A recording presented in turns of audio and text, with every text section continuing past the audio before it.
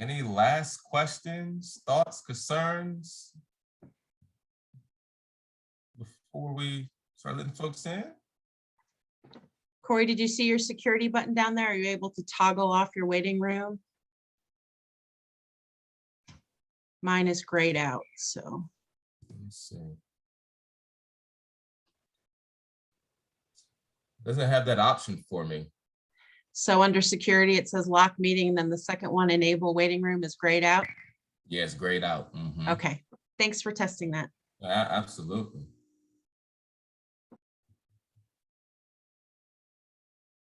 All right.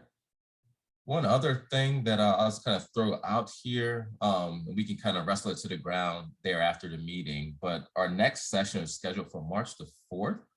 And particularly for Shannon, we have our AIA Virginia Strategic Planning Retreat. It just got booked and we had to take that date because our facilitator and consultant could only meet on that date. It's overnight.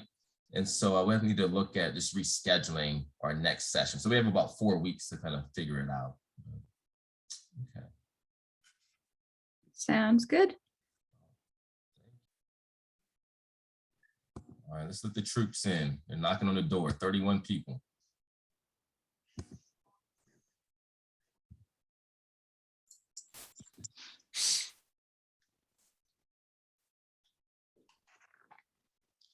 Guys. Hey, Maury. Morning. All right, we're gonna give us a couple of minutes. Folks It's not in the folder. There's like that stack of stuff, yeah, to the left of my computer. So do you see?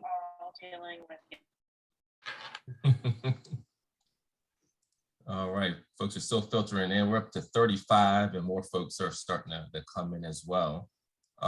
As you saw on the agenda, it's kind of an action-packed day. So we'll go ahead and get started as folks are getting situated.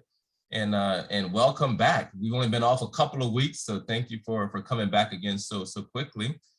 Today is a great lineup. As you saw on the agenda, we're really going to be focused on portfolios and interviews and just making sure that you make the best of the opportunities that are provided to you. I think as you're aware, it is a competitive market right now. And so likely when you get an interview, you're going to be competing against folks. And so the hope today is that you'll walk out of here with some great tips on your portfolio and interview.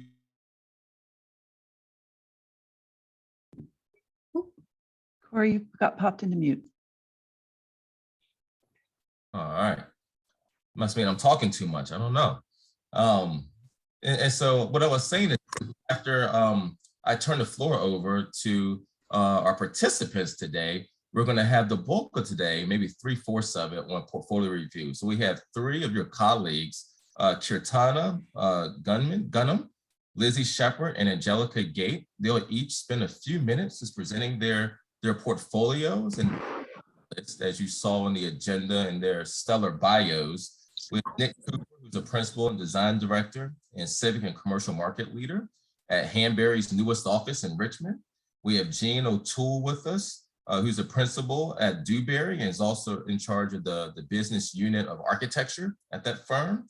And we have Carol Ricard-Bordeaux, who is the CEO of Little Diversified Architecture. And they'll be prepared to kind of give some remarks based off those portfolios I'll be presented before you today. And so you'll hear some strong areas, some strengths, and maybe some areas of further exploration that hopefully you could take and implement into your own portfolios. And then for the last quarter, we'll have a one-on-one interview with Pia Mondrian, who is a returning guest. She was with us last year, and folks really enjoyed her expertise. And so she's been willing and able to invest her time into this group again with us today this year. And there'll be a one-on-one interview where Shannon will take the lead in that and talk about resumes and interviews and some of the things that you should take into consideration as you get those opportunities in your career search. So with that, I'm going to quickly turn it over to Kirtana. If she wants to share her screen, this will be the first portfolio we walk through. And Kirtana, I'm going to turn it over to you. So.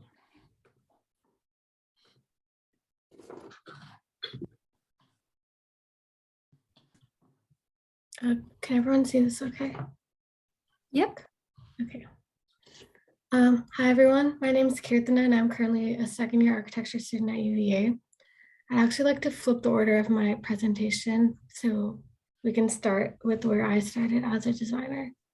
So I actually love playing around with graphics. This is a little project I took upon myself to learn more about a software called Figma, where I tried to redesign the layout of Instagram to make it more dynamic with its users. This is my AP art portfolio from high school. In high school, art was my passion. I love creating stories with through design and bringing narratives to life. However, it was also important for me to enter the professional field, which is why I am deciding to pursue architecture at UVA. However, my skills in freehand drawing and the ability to visualize contributed to the ease of translating 2D to 3D models in architecture school. This is one of my first projects in my first year at UVA, where we began with 2D drawings, but built them up with different materials to create a 3D model.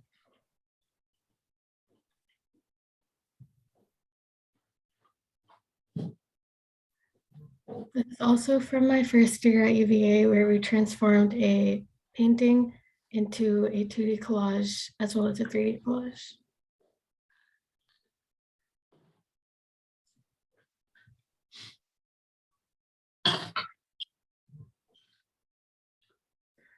This is a project for my fall semester of my second year at UVA, where we were tasked with creating a research center along the Rivanna River in Charlottesville for a forager to learn about the flora and fauna around the area.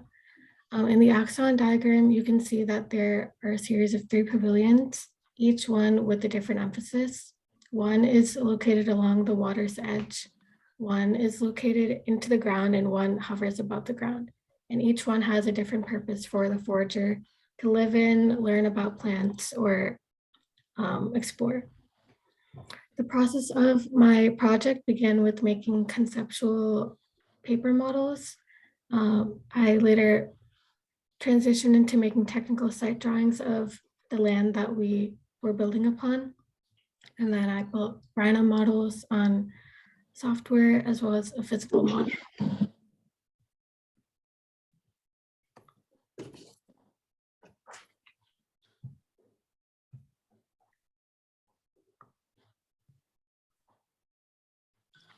This is my last project for my fall semester at UVA, where we were given a corner site along the downtown mall in Charlottesville to build a culinary institute for students. The building that existed previously in the site was a drugstore that was very traditional and rectilinear and didn't take advantage of the fact that it was on a corner. So my main goal was to create a more dynamic relationship with tourists and students that walk along the mall and along the corner by creating an open first floor along the first 2 buildings of the Culinary Institute. I also have the idea of going from public to private from the mall street to the back of the site, where the first building is more of a circulatory public seating area with the bakery on the first floor. The second building is more of a mixed use building with library, dining hall, etc. And the last building is a lodging space for students in the Culinary Institute and has its own backway entry. This is my portfolio. Thank you so much.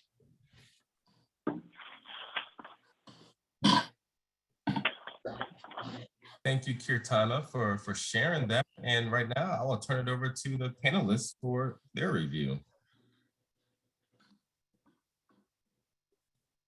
Hey, this is Jean. I'll step in here real quick to start it off. I think that all the graphics and the body of work and the content that you're showing is really, really good. I could kind of tell just from what you walked through and sequence that you've completed a lot of work. You do some really nice graphics. So thumbs up, 2 thumbs up on that. Oh wow, now we have all 4 of us. That's cool. I guess in the presentation, I'm wondering if you want to start with how you presented instead of going all the way to the back. you know, so I guess decide whether you want to start with what's most current and go backwards, or, you know, just kind of get that kind of synced up so that you're not starting at the end and, you know, whatever. And then one other suggestion I have is I really enjoyed how you pointed out certain drawings. I think you had an axon on that one project where you pointed it out, but I didn't see that prioritized in the scale or size of the drawings. So when you're just looking at it, there's just so much on a page and it's all kind of the same size and same scale, that if you really want to point something out, like make that the prominent thing on that page, so that when we're just flipping through it, we can kind of see that that's an important aspect, and we don't have to sift through, you know, the 12 or 15 things that are on that page. So those are my comments for that. Nick, do you Go want to go ahead, next? Carol. I'll go last. That's okay. Okay. Yeah, I second everything that Jean says, and I would say you've got great work, but you've got a lot of it, right? And for each of us, these are our babies. These are the things that we create. So every little piece is really important. But for a viewer, they're going to be looking at your resume quickly. So you want to catch their attention very quickly. And so I would say you have to be ruthless and you have to edit down to your best images. Echo what Jean says, start with your most recent work first, because it's probably got more complexity to it. Think about who your viewer is and how they're going to be looking at it. If they're looking online, they can zoom in a little bit easier than if they're looking at a static page. But maybe based on some of the ages of the people that are going to be interviewing you, they may have visual issues. I'm wearing glasses, you know. So create, you know, get your best stuff out there, make it big, make it easy for people to see. Negative space is your friend. It shows, you know, the people you're talking with about how you think and how you organize. And I would say maybe the most important thing is what makes you Cortana, you know, what makes you different. A lot of people have similar stuff, but emphasize the things that you bring to the table. Your charcoal and pastel work was amazing. And I agree with Jean, your rhino work also super strong. Thank you. I mean, some of the similar comments as those two. I mean, it's beautiful work. What I really appreciated was the fact that you showed process, right? A lot of people are really scared to show process in how you work and how you think and how you iterate, but that's how we'll work when we get together and do projects, right, in the profession. And so celebrate that, use that to your advantage. And I absolutely love the fact, based on what Carol just said, seconding her point, you started with you. Right? What makes you, what differentiates you from everyone else? You started that from the beginning. That was quite wonderful because your hand is one of the best I've seen in a long, long time. So it's beautiful. Leverage that, right? Much like Jean and Carol said, creating a hierarchy, and the way you described your work will tell you what that hierarchy needs to be, right? You started with that axon, which was a beautiful piece, but I wanted to see it really big, and that will give you cues on what goes first, what gets bigger, but then also you can have a secondary page and show all of the beautiful kind of different scales and different, you know, skill sets. So again, wonderful work, and kudos for your courage to go first as well. So that's commendable. Exactly. If we have a little bit more time, I'd like to build on something that Nick said. I think, you know, architecture is about communication. And so the page kind of needs to tell the story without words. When you have a lot of content, a lot of narrative, most people aren't going to read all that narrative. They might come back if there's an image that's interesting to them, they'll jump back in and they'll read through it. But I would say enlist a friend to do a peer review and have them, again, tell them to be ruthless and ask them what they see and make sure that's what you want to convey. Yeah, I mean, I'll second that. The more you expose yourself and really kind of, you know, broaden your horizon from not only peers in architecture, but in storytellers, in people that have no idea about what architecture is, get their, you know, perspective and present to them. The more you present your work, and the more refined it'll be. One last thing to build on stuff that has already been said. Again, to self-edit, but also I think Carol said that we're looking at this stuff. You know, we're looking at a lot of these things potentially, right? And so to edit down, and I have the same note about a lot of words and text. You know, if there's something really important, bullet it. I would also add that maybe it's important, I would think it's important to be really clear about when that work was completed. So whether it was a first year, second year, whatever, fall, spring, whatever. So we could kind of, when we're going through it, see the evolution of how you're learning and you know, how you're improving or whatever. I don't know that that was necessarily clear, except for when you were talking through it, but you could kind of graphically put that on there as well. What do you guys think?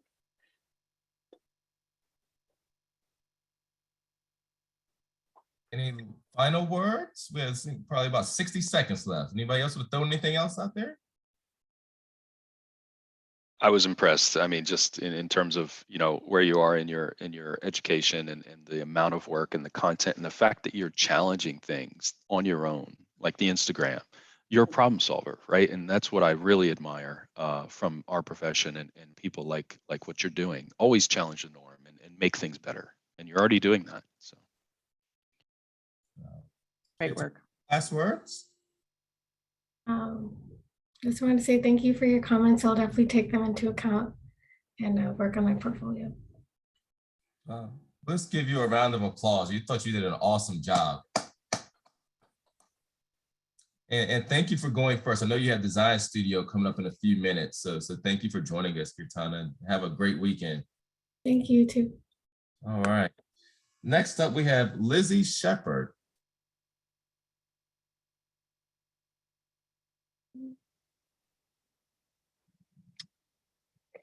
Can everyone see my screen okay? Oh, sorry, it's not at the beginning. That's great. Perfect.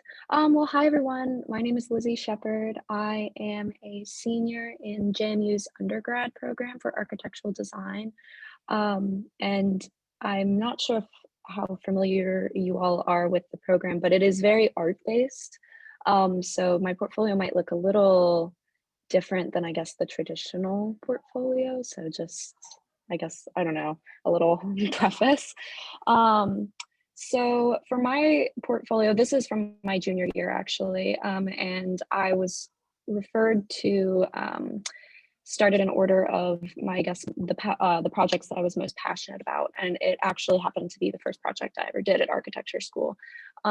So this project worked with taking a narrative story and trying to create a space for that story. In this case, it was Albert Camus' book about children running through the streets of Algiers, and trying to work with movement and seeing how the child would actually move through the space, and working with diagrams and just this multi-layered area. So that was actually the first project we did.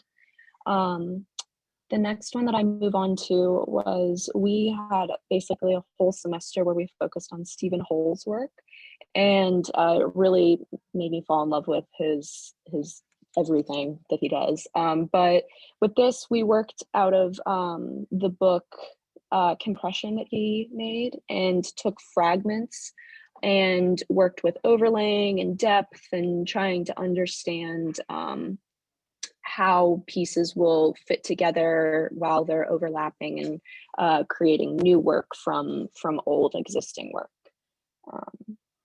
The next one that we did was, this was during my junior year during COVID, so we were a little limited, but we learned how to actually do like real architecture things, like measuring, taking, you know, measurements of and converting them into AutoCAD, all that kind of fun thing.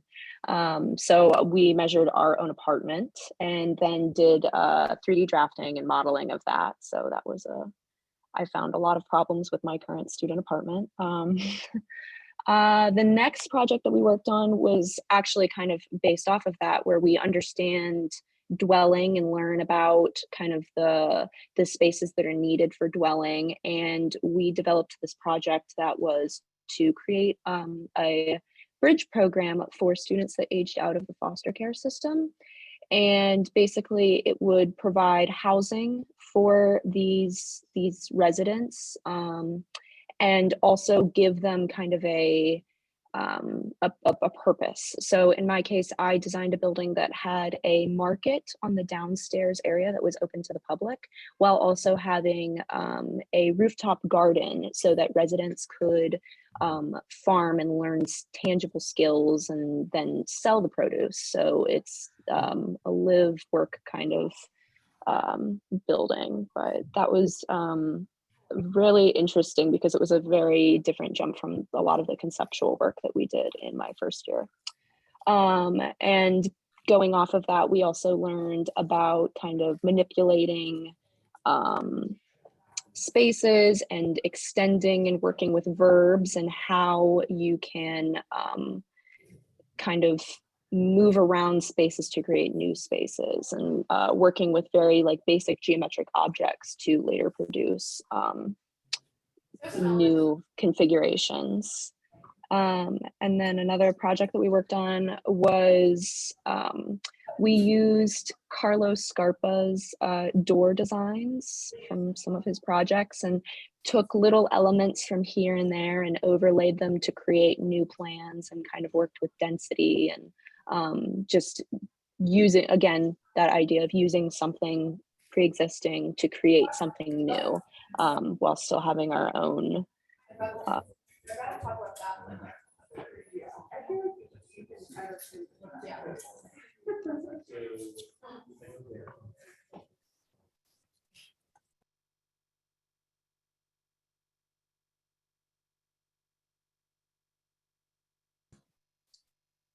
Lizzy, are you able to hear us? and working with wall thickness. So yeah, that was my last one. I just got a notification my internet is unstable, so I'm so sorry if any of that broke up, but that is my portfolio. So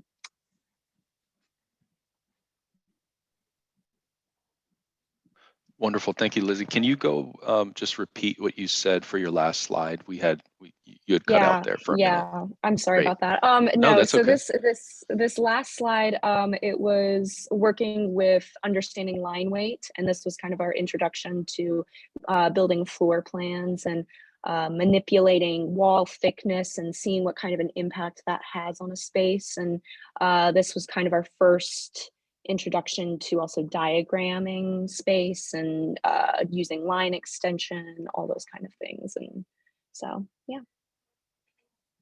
But that is my portfolio. It is in its current state. My more recent portfolio is still very much a work in progress, but this is kind of my base portfolio. So yeah.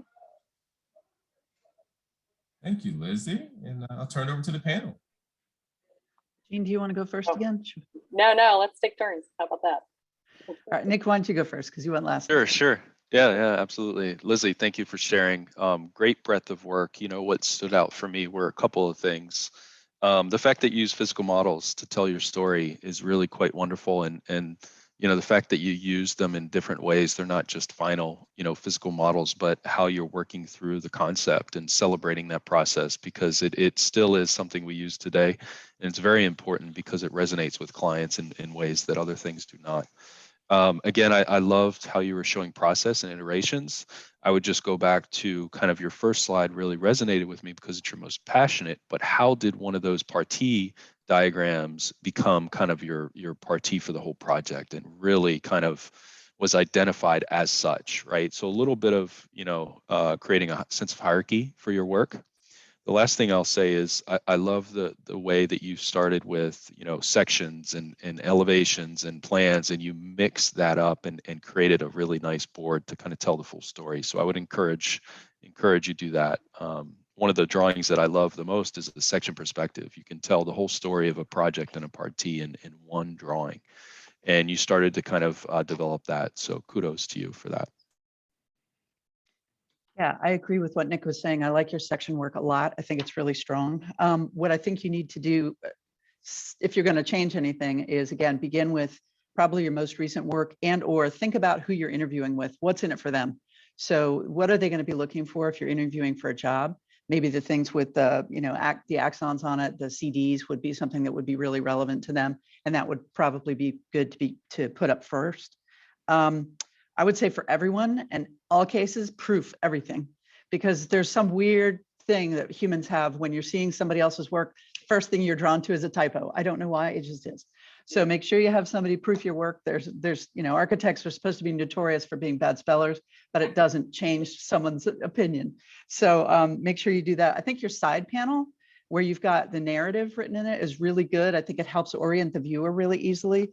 I would say maybe break up the text, the comment that Jean had on the last review.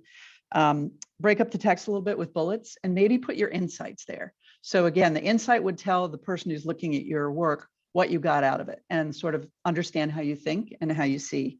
And I think that would be really helpful, but really good work. So I have lots of the same comments. It's harder to go last than this first, I guess. I really do like the layout, the bar that Carol mentioned. The graphics are really good. The content is really good. So you have a really good mix of all of that. I echo with the typo. I did see at least one typo in there, and the hierarchy. So I think that it felt a little one tone or one note, I guess, kind of a lot of gray, right? So really, wow, like maybe just add one thing per page that kind of like really stands out. You know, and some of those sectional perspectives actually probably started to do that a little bit, I guess. You know, I don't know if we want to introduce color. You have that nice gray scale and black and white thing going. So that's just something to consider. I also did like the way the concept of the layout translated to your resume as well. I noticed that you had that kind of circle thing. So it kind of looked like it was all kind of working together. So really good.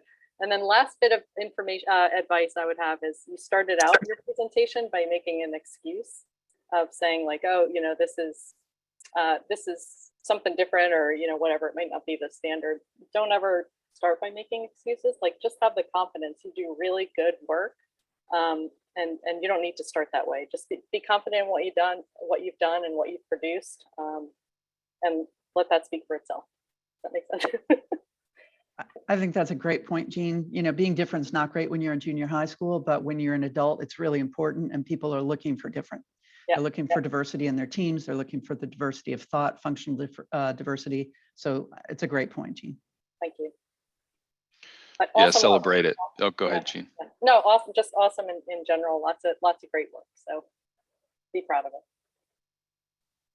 Yeah, I mean, I can't stress enough what Carol and Jean are talking about: differentiation, uniqueness, diversity in thought, different perspectives. Celebrate it, right? I mean, the fact that JMU's program is different is good. So use that to your advantage.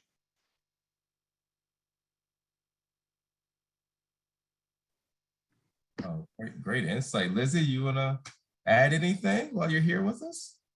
Yeah, thank you so much. I have to admit, it's comforting hearing you guys say that about the different is good, because I've been so, I think everyone in our program feels when we see other like graduate school applications that it might be, we're like, oh, we need to structure it. So thank you. I think that's a very helpful comment, and I really appreciate it. And all of your comments are really helpful, and I will definitely implement those changes and spell check. So thank you so much. I have a comment, Lisa, and that was intrigued my mind when Nick mentioned about the last page of your presentation. Could you put that for a second? Yeah, the last page of your presentation. Yeah. When I saw that, it's sticking in my head. It's going in my head something about the figure art. So when I am looking that, playing with that things about thickness, about walls, exploration, I don't know why, don't ask me, but coming to my head, Pia Mondrian. So I encourage you to go and see what this guy did, first in Europe and after that in USA. So Piet Mondrian. Take a look, see what he did, see what he's thinking about the figuration, think about the representation and how he's using the colors in the same elements that you had there in your white and blacks. Just a comment. No, thank you. I have a long list in my sketchbook of all the names that people recommend me. So I love it when people do that. So thank you. I will go look him up right after this. Very good work. Yes. Well, thank you for that comment. Lizzy, thank you for being willing Thank to you. hold and present. So let's give Lizzy a round of applause. Excellent, excellent work. And lastly, for this section, we will have Angelica Gates, and then we'll move into the HR interview panel. Hi, everyone. Can you all see my screen? Yep. Okay. So just to briefly introduce myself, I'm Angelica and I'm a first year graduate student at Virginia Tech WAC, and I'm here to show you my portfolio. So I'll just skip my resume. So here in the projects, I'm going to show you 5 projects, which I feel are a good range of what I've been doing and what my capabilities are. So first is the Saml Point Transportation Terminal. So this was my undergraduate thesis, which I won Best Thesis of the Year in the Philippines. So what I like about this project is that I resonate this with what Marianne Thompson said, that good art, including architecture, should resonate emotionally. So this is how this whole project was designed, that every edifice, every chosen material would allow users to experience the space in a different feeling, and that's okay. That's the beauty of architecture. So Saml Point aims to transcend spaces into places. And here you see some structural design under to show the integrity of the site. And then moving forward, we have my next project, which is the Saml Beach Master Plan Development. So this was my first master plan project of a beach resort, which I also designed. So this is the beach resort that you see. So in the next image, you see just a brief overview of how the site will be in, it's like a 15-year facing development. And one of the great things about this project was that we did not touch the coral rock formation, which you see over here, and we designed over it instead of demolishing that portion. So here you see the facing development. Most of the facing was designed and dedicated from what the client's needs were, and especially his financing studies. And then here you just have your our floor plan, which just shows again that we designed over the rock and not removed it. So next we have another project, which is the Oxford House, which we call the Suburban Sanctuary. And Suburban Sanctuary because this is in front of a bird park. And then let me go to the next slide. Oops. So the project calls for a visually porous design, and then you'll see the construction details in the next slide, which is one of my favorite things to do. So here we have some blow-up details of how the project would be built, and right now it's currently undergoing construction. And additional perspectives show also how the project would look like. And then the Oxford House says here that it's tailored for the environment. So we made sure that the users of this space would really feel the birdhouse in front of it. So a lot of it is really open, and it forces you to listen to the birds, which is what I think is a great aspect of the design. So the next project is called Project Shake, and this is a modern tropical bungalow in the south of Manila. Let me move forward. So this is the floor plan. So this is another great project that I had done, and because the client had given full freedom of what he wanted this weekend home to be, he allowed us to design as we were, and his only request was that we give him very high ceilings, which we did. So the ceilings here are around 12 meters, or I believe that's around 39 feet. And we designed this project to wrap around the trees that have been standing formidably for years. And here again, I show some base sections. So I really do enjoy doing some construction details. I think that's what I like to show how the project will be built. And then on top, we have a scale model that was the only scale model I worked on in the previous firm. And then it's a case study of how architecture can venerate nature.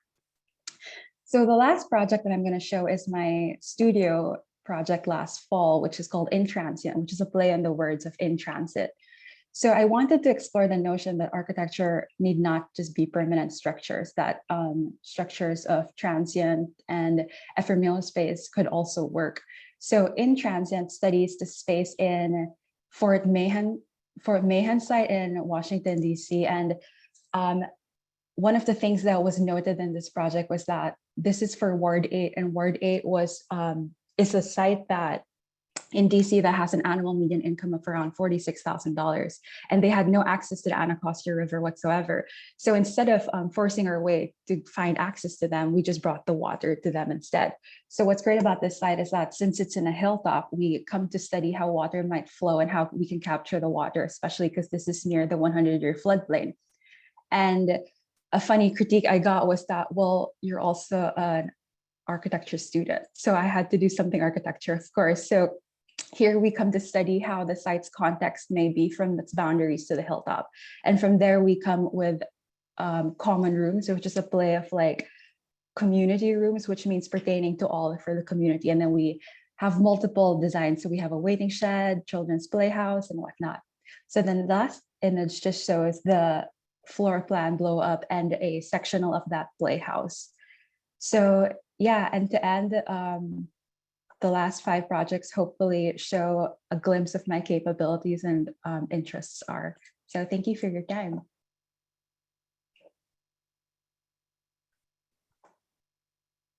Excellent work, Angelica. And as you release the screen share, we'll let the panel begin their conversation. Carol, I think you have the honor of going first this time. Cool. First of all, your work is gorgeous, Angelica. You have beautiful, beautiful work. I like that you actually had your resume first. I think that's really helpful because most of the people you're going to interview, they'll have a million emails and they're going to misplace things. So if you make it as easy as possible for them to find the most relevant information about you quickly, that's a good thing. Make sure you prove because you had referees instead of references, which I kind of loved, low-key loved, but make sure you prove. Your modeling and rendering work is excellent. I love the full bleed images. They help the viewer kind of get into the whole feeling of the renderings that you do. And again, your renderings are amazing. I also lived in the Philippines in the 60s, so I know Saml. So that was the first thing I saw and I was just, in love with it, which is great. I think the CD work, again, depends on who you're giving your resume to. There was a question in the chat about does a portfolio need to be different for grad school? Yes, it does. Think about, again, who your audience is. What do they want to see?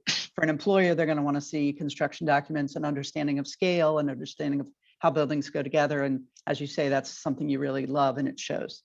Your table of contents was great. It helps to orient the viewer. It helps them understand where they might want to jump around. The thing that you said, you're an architect, so do architecture. There's an importance to understanding integrative design. You need to understand about the site. If we're all moving toward regenerative design, you don't just drop a building out of the sky onto a site. You need to understand all about the provenance of the site. What are the natural features that are there that you can enhance through the architecture? How can you actually heal the site through the architecture? So don't be ashamed of that. You're doing great work. But again, I think your portfolio is lovely. Do you want to go I next? can go last since, Okay, since you went last time, I'm Okay. happy to do so. Yeah. No, I echo everything Carol said again. I think there's a really great balance between the renderings, the plans, the studies, the details. The layout of each of the drawing sheets was well done. It prioritized, what was important to you. And I actually was just reading through the chat here a little bit, and another Jean said, were any of your projects done on teams? Can you clarify if the portfolio, in the portfolio, what your role was on the team? And I was actually going to say the same thing. And this would go for whether it's a professional project. I think a lot of your projects were done while you were working in an office. But the same would hold true for any studio project. If you're working on a team, don't think, a lot of people might think that's a negative thing, like, oh, should I show this? Because I was only doing a little small part of it. But I think it's a really positive thing if you can really clarify and talk through what your role was on the team. We all work on teams every single day. And so to illustrate that in your portfolio is a really good thing. So don't be afraid of it. And maybe, I don't know if you did all those renderings or not, but you had a role in them or whatever, that's fine. So just be honest about it and talk about what your role was. So that's about it for me. Yeah, I mean, a common theme, obviously, your illustrations are quite gorgeous. That is pretty evident from the start, and you celebrated that, your strength, right? But what was really amazing, and it's really unique, is you're not only amazing with the illustration, but the section perspectives and the details. People are afraid to show that stuff in a presentation format, and you celebrated that, and that's a true differentiator. And you know, the way that you really celebrate not only visualizing a wonderful project, but understanding how it's put together. That's so important to be a complete architect and designer, and it was really evident in your work. A couple things to work on was really hard for me to kind of talk about those things, but I want to reiterate the teamwork aspect. I mean, it's a shame that we don't kind of have a distinct studio where in every university that celebrates teamwork, because that's what we do. We can't do it alone. So the fact that you share that, and also through your interview process, it's really valuable to talk about kind of not only what you worked on, but how you worked through some challenges and some, you know, collaboration, you know, hiccups, if you will. But the way that you can kind of go through that and talk through how you work on a team is something that'll differentiate you as well. But kudos, beautiful work. Kind of building on what Nick just said, sometimes it's a really good conversation starter to talk about things that you thought would happen in a project that didn't end up happening, or that didn't work, or experiments you tried and it didn't work out the way you thought, but you may have learned something else. You may have had another insight. So I think that's a really good thing to kind of keep in mind. When you go into an interview, when you're actually talking through the portfolio with someone, already think about some of the questions they may ask you, but also think about the questions you're going to ask them, because that's where you really get a sense of a person, and you want to get into a conversation with the person who's interviewing you, because you want them rather to understand how you think, who you are, you know, what you bring to the table.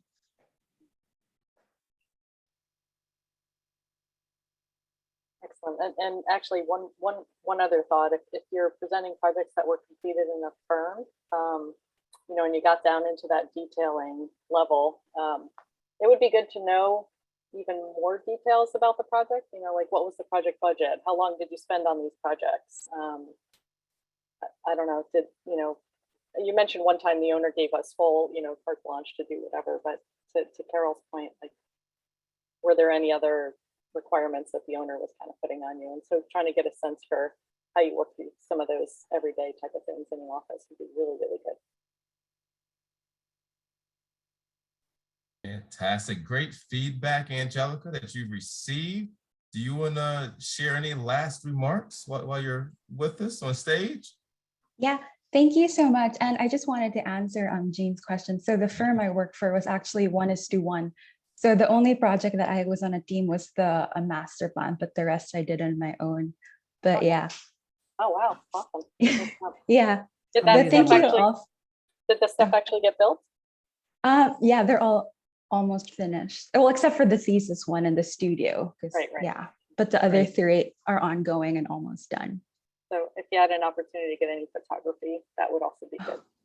Yeah. So show the rendering and then show how it actually was built. Yeah. Thank you all for your time. That was great feedback too. Let's give Angelica a round of applause. All three of our emerging professionals. This is a fantastic job today.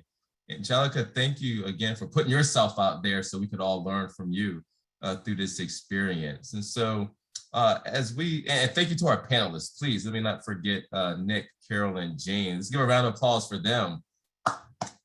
That was awesome, awesome work. And as we move into the last segment of today's program, I'm going to turn it over to Shannon, and we'll have a one-on-one interview with Tia, who is an HR executive at the Virginia Museum of Fine Arts here in Richmond, Virginia. So, Shannon? Wonderful. Hello, everyone. And thank you so much, Tia, for joining us today. We're excited to get into that resume and interview side. So I'm going to start off with the positive. Tia, what are the top 3 things, and I know that's hard to probably ask, what are the top 3 things you would look for or like to see from an applicant in their resume or in their interview? Absolutely, thanks, and that's a great question. I guess I'll start off at least by just saying, when you all are applying for these jobs, your first impression is through your documents that you submit through the application process. So you always want to make sure that you put your best foot forward, and you want to try to make sure you do it in a way that, everything is together and concise. And so, I like to see always, I don't care what type of job it is, to be honest with you, but I always like to see a cover letter, love to see a resume, and as well as, any samples of work that may pertain or relate to the job in which you're applying for. And so I think, those three elements, Angelica, I think, I know you got the comment about, thank you for putting your resume in there. I think it made your portfolio look very complete, including that in there, versus, kind of having it all split up, or it may get lost or misplaced by accident or what have you. A lot of people don't do cover letters these days. And I think it gives the hiring manager an opportunity to really assess writing skills as well, and communication skills. But it also is an opportunity for the candidate to kind of, share a little bit more about why they're interested in the opportunity with the organization. It's an opportunity for you to kind of tell a little bit more about yourself and your story or perspective that you're coming from. So, it's another opportunity to be creative and really share, I think, your interests. And I would just say, the cover letter doesn't necessarily need to be long or anything like that, but just a nice one pager, it doesn't even have to be a full page, but just like half a page. It just really just kind of introduces you to the hiring manager, and makes you stand out also as the candidate. Fantastic. Keeping on that positive kind of line, what are the best questions you should definitely be asking on an interview? Because if anybody doesn't know, you should always have questions ready to go for an interview. Do your research beforehand, but what are the best questions you should be asking? Absolutely. Another great question. As you stated, you want to make sure that you do your research beforehand. You don't want to go into an interview blind at all. So do as much research as you can.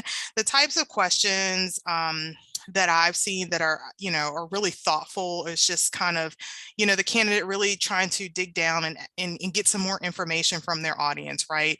So, what kind of employee succeeds at this particular firm or organization? It's a conversation, right? So those are, the questions that also kind of help to just continue to facilitate that conversation. I've even had, candidates just ask, like, why do you work for this organization? Like, what is it that inspires you, to work for this organization? Other questions that I think are helpful as well, or thoughtful, from candidates that are interviewing. A lot of times people want to know, if I am the selected candidate for the position, like how do you measure success? What do you consider to be the measure of success for somebody? Or what are you looking for me to accomplish within 30 days, within 60 days, within 90 days? So I can understand, how you're expecting me to progress. Really, those are some questions. And I think anything else would just be, asking the hiring manager or the hiring panel, do you have any, questions or need clarifications based on, anything that I've shared? It's another opportunity just to kind of maybe clarify some things that, sometimes we all get the jitters when we're in interviews and that sort of thing. And so, making that another question just to kind of clarify anything that may have just, out of nervousness been said incorrectly or what have you. So.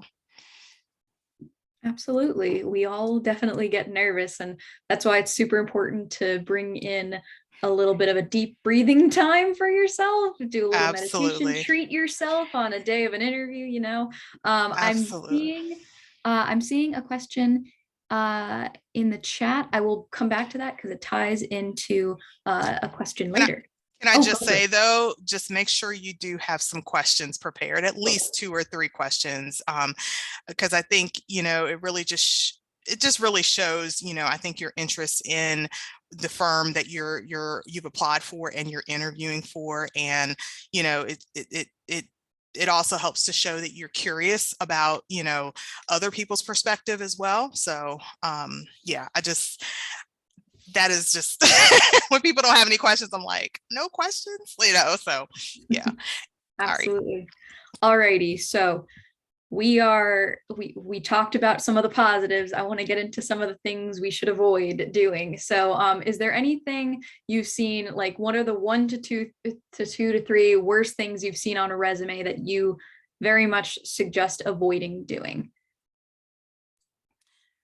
The worst things are probably misspellings, grammatical errors. I mean, those are like things that, like, I think Carol mentioned this earlier, like people, when they're reviewing stuff, those are the things that they will hone in on. And then nothing else matters at that point. If I see that there's so many grammatical errors and misspellings, a lot of times I'm going to move forward. Corey also mentioned at the start that, this is a competitive industry. And so there are lots of applications and, resumes and things like that coming through. And so, we're not going to sit here and really kind of comb over that stuff. And so making sure that you have someone to proof, and then making sure that you have a process, I think, also to your resume as well. You should always start with your most relevant and recent experience at the top, go in chronological order, and helps to show progression as well. So, I would say that's like the pet peeve of just not, and also I will say this as well, because we have people sometimes, I know that, they work other jobs that may not necessarily tie in, but just, showing your work history as well, and really trying to hone in and tie in those positions that pertain to the job in which you're applying for. I've been in the HR field for 15 plus years now, so I'm not necessarily going to include, my resident assistant job on there per se. I may just put a one-liner, but for, just to show that I have, history, work history, but, I'm going to really try to hone it down on those positions as it pertains to the position that I'm going for. Fantastic. Along a similar line, moving to the interview side, is there anything you definitely should not ask, or is there a way you should not ask certain things? I know that sounds a little weird, but I know there's certain things that maybe for your own benefit you shouldn't be talking about or something like that. I would say that things that I know I don't necessarily care for in interviews to be asked are, things pertaining to salary, because initially when you're coming in for that interview, and a lot of times it just depends. I would say salary it's okay to discuss salary, but I think that it needs to be something that's initiated by the hiring professional versus, the candidate.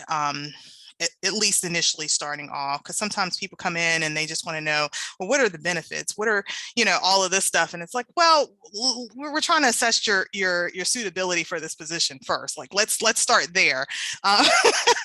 So, just, I think just filling out the room for those types of things. Also, I think asking questions that,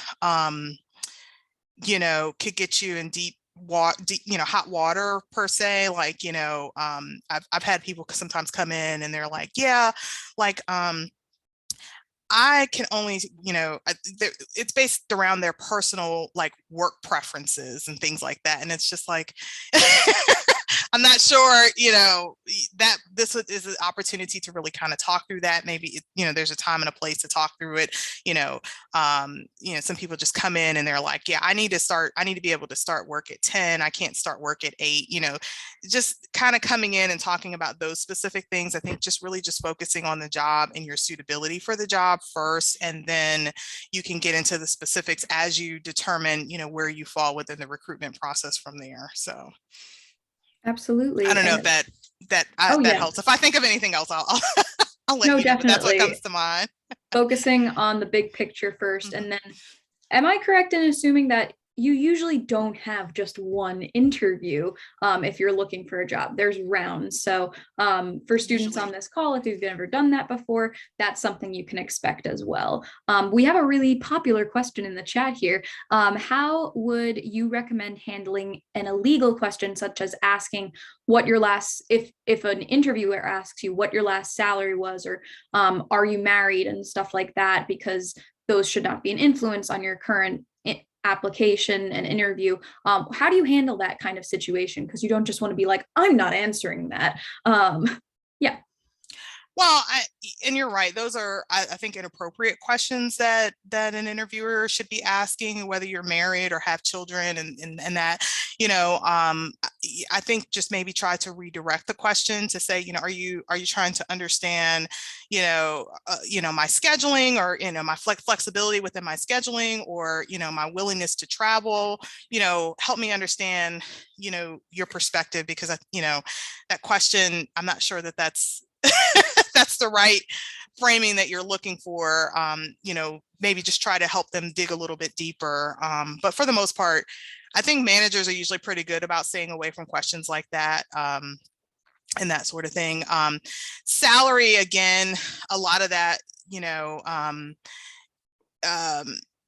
I think you can answer those questions. That's it's not illegal to kind of ask, like, what was your last salary, kind of thing. But I think just to say that I would want to be paid a competitive salary, for my work experience, and I'm open and flexible. Again, I think it's just about redirecting the question a little bit. Absolutely. And we'll just ask one more question on that topic. How do you advocate for salary and benefits and all of that stuff, especially if you're looking at an entry-level position and not just an internship, because there's a difference, and talk about that topic without giving away your own power, being like, well, I could do this, and just saying that. How do you work in that situation? Absolutely, and people should advocate for their salary.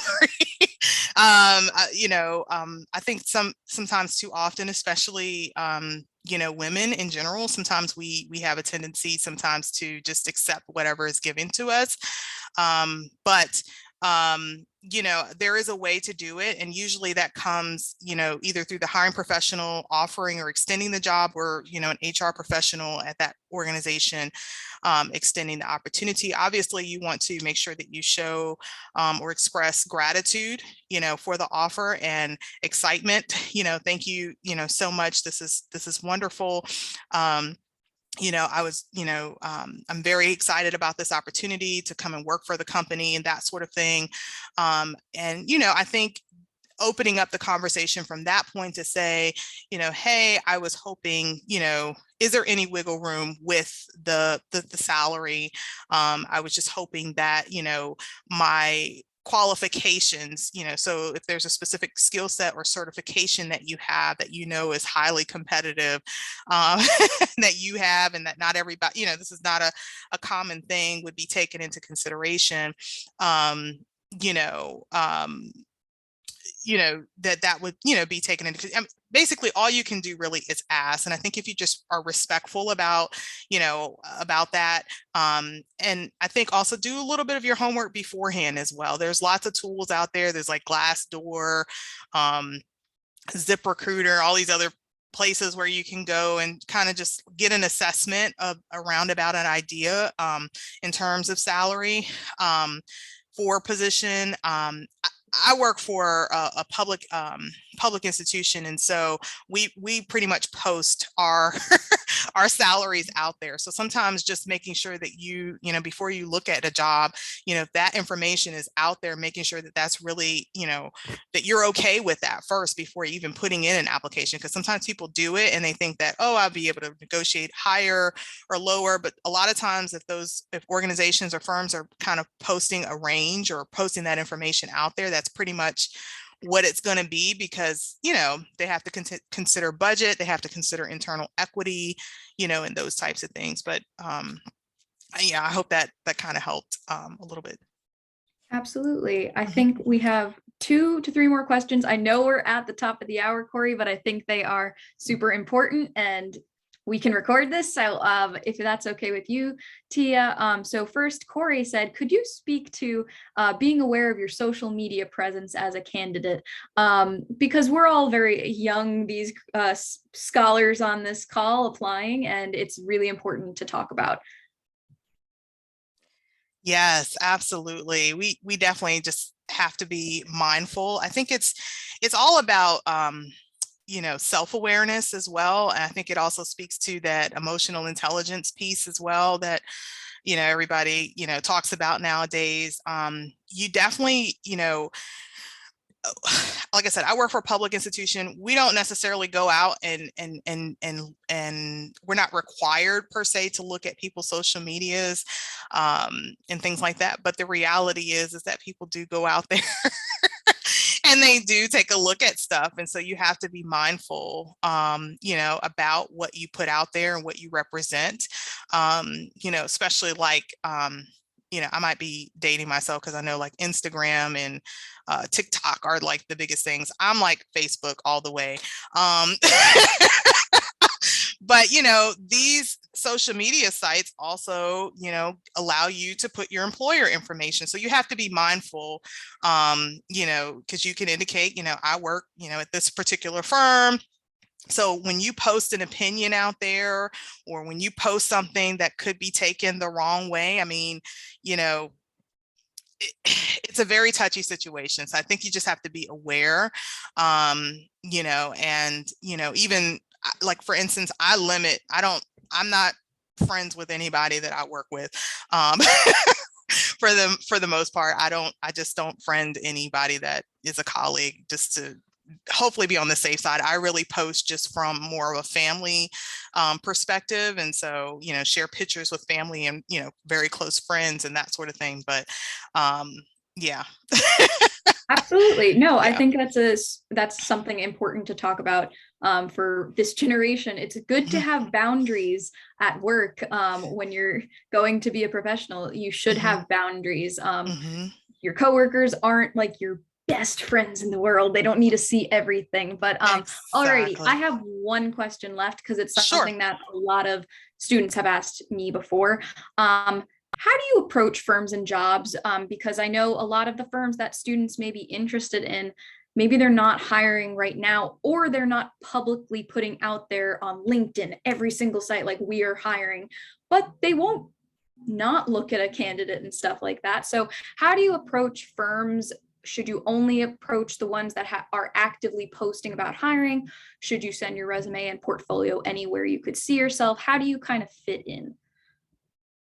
Yeah, that's a great question. And I think that there has to be a balance, to that, because you don't want to, get on anybody's nerves either. I've seen that happen where candidates are like just trying to get in front of, a prospective employer. And it's, it's gotten to the point where it's like, they really won't even consider you because you're just annoying at this point.